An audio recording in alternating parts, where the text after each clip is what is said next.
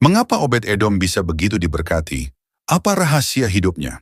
Kisahnya bermula dari sebuah insiden yang terjadi ketika Raja Daud hendak memindahkan tabut Tuhan dari Kiryat Yerim menuju Yerusalem.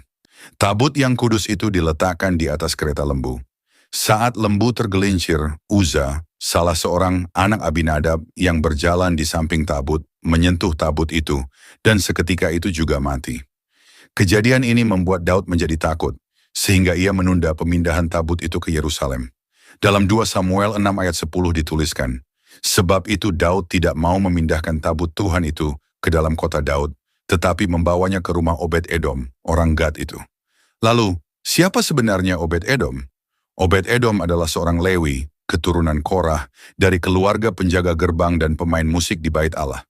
Ia disebut orang Gad karena kemungkinan berasal dari kota Gad Rimon, sebuah kota bagi kaum Lewi yang terletak di wilayah suku Dan atau suku Efraim. Obed-Edom adalah pribadi yang takut akan Tuhan dan mengerti kekudusannya.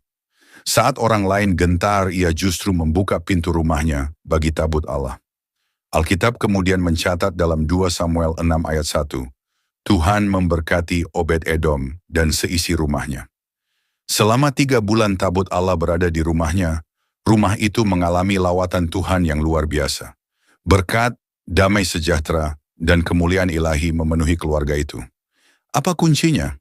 Obed-Edom tidak hanya membuka pintu rumahnya, tetapi juga membuka hati dan hidupnya. Ia menghormati hadirat Allah. Ia tidak memperlakukan tabut Tuhan sebagai beban, tetapi sebagai kehormatan. Ia menempatkan Allah sebagai pusat hidup dan rumah tangganya. Dan berkat Tuhan tidak berhenti di sana. Obed-Edom kemudian diangkat menjadi penjaga gerbang kemah suci di Yerusalem. Ia pun memimpin pujian bersama para pemain musik rohani.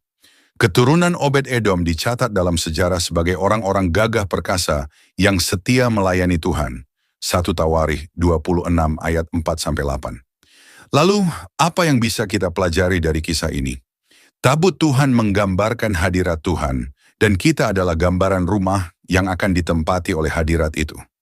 Hadiratnya bukan sekadar simbol religius, tetapi realitas yang membawa berkat, perubahan, dan kehidupan.